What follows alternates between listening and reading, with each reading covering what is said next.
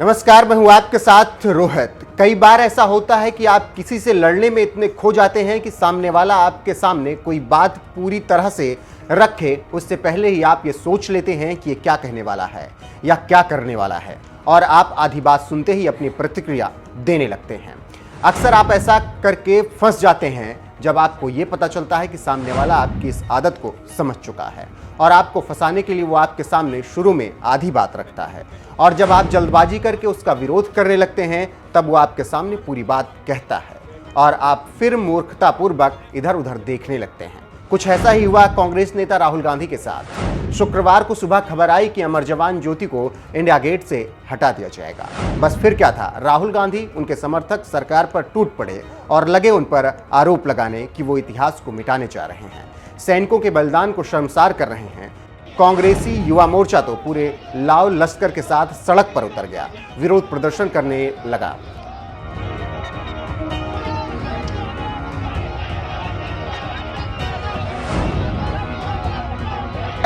शहीदों के सम्मान में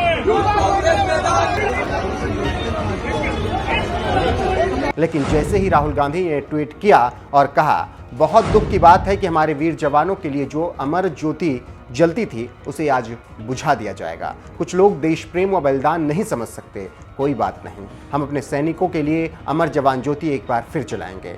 राहुल के ट्वीट करते ही उनके कुछ समर्थकों ने सरकार को घेरना शुरू कर दिया था कि कुछ ही देर बाद सरकार ने पूरी बात सामने रख दी। खुद पीएम मोदी ने यह घोषणा कर दी कि इंडिया गेट पर नेताजी सुभाष चंद्र बोस की प्रतिमा लगाई जाएगी, और दूसरी बात, अमर जवान ज्योति को बुझाया नहीं जाएगा बल्कि वहां से उसे विस्थापित कर उस स्थान पर लगाया जाएगा जो स्थान बनाया ही गया है अमर सैनिकों को श्रद्धांजलि देने के लिए, यानी वार मेमोरियल पर। अब अमर जवान ज्योति के लिए इससे बेहतर कोई स्थान हो सकता है क्या? तो जवाब होगा कि बिल्कुल नहीं। और हाँ, दूसरी बात, अब सुभाष चंद्र बोस की प्रतिमा लगाने का विरोध करके दिखाए कांग्रेस, तब भी समझा जाए, उसे समझ में आ जाएगा कि सुभाष चंद्र बोस की प्रतिमा का विरोध करके वो कितनी बड़ी गलती कर बैठेंगे अगर वो ऐसा करते हैं तो। ये बात तो आप भी जानते हैं कि कांग्रेस ने पिछले 70 साल से नेहरू और गांधी का महिमा मंडन पुस्तकों के जरिए और तरह तरह के संस्थाओं के निर्माण के जरिए खूब किया, जबकि नेताजी सुभाष चंद्र बोस को किताबों की कुछ पंक्तियों तक सीमित रखा गया। लेकिन ये सबसे बड़ा सच है कि सुभाष चंद्र बोस की इमेज आज भी देश में एक वीर और सच्चे स्वतंत्रता सेनानी की है। इतिहास में देश के पहले प्रधानमंत्री के तौर पर नेहरू की पहचान हो सकती है, लेकिन सुभाष चंद्र बोस आम जनता की नज़र में 20 नहीं बल्कि 25 दिखाई पड़ते हैं। आम जनता के दिलों में सुभाष चंद्र बोस, भगत सिंह जैसे नेता ही बसते हैं जिनके हर एक कार्य में लोगों को वीरता की भावना का एहसास होता है। अब राहुल गांधी जरा इस बात का विरोध करके देखें कि अमर जवान ज्योति पर सुभाष चंद्र बोस की प्रतिमा लगाना सही है गलत, निश्चित रूप से बुरे फंसेंगे। इसीलिए इस अमर जवान ज्योति पर किए ट्वीट के बाद राहुल का कोई बयान सामने नहीं आया, वो बस चुप्पी साध कर अब बैठ गए हैं। वैसे अगर आपको अभी भी अमर जवान ज्योति को शिफ्ट किए जाने से सरकार के फैसले पर जरा भी संदेह है तो आप इंडियन आर्मी के retired lieutenant general Vinod Bhatia को एक बार सुन लीजिए, जो ना तो कांग्रेस के नेता हैं और ना ही बीजेपी के। वो जो भी बात कहेंगे वो देश के एक पूर्व सैनिक की आवाज होगी। The Amar Jawan Jyoti at India Gate is being merged with the National War Memorial. The Amar Jawan Jyoti honors all our soldiers since 1971, it's been 50 years. And we have the National War Memorial now, which honors nearly 25,000 soldiers, sailors, air warriors who have made the supreme sacrifice in the defense of India. Whereas India Gate is basically a relic of it is a symbol of the British India, where the soldiers who made the sacrifices for the British Empire, their names have been inscribed out there. Not that we mean any disrespect to them, it's a respect all the same. We are proud of them, we have the heritage.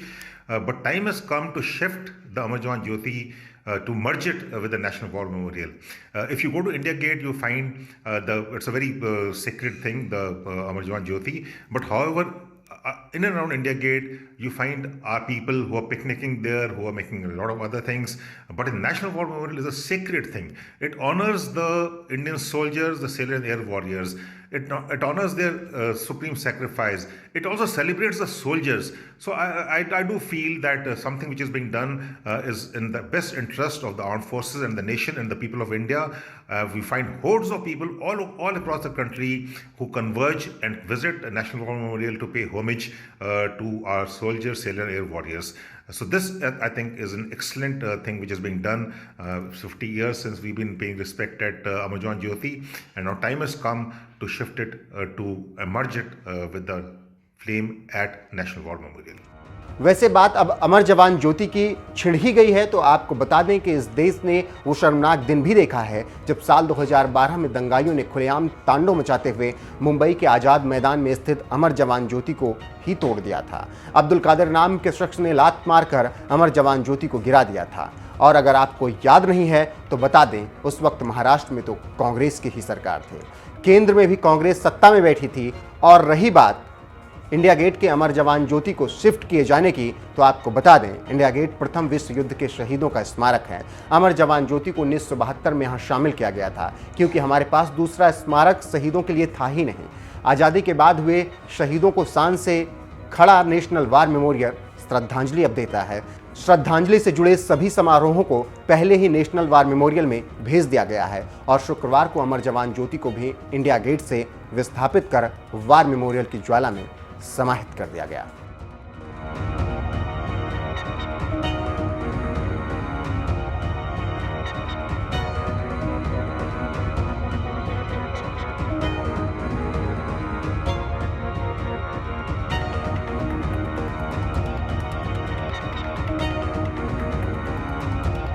Indian soldier deserves, which has been given to him in a very befitting manner in the National War Memorial.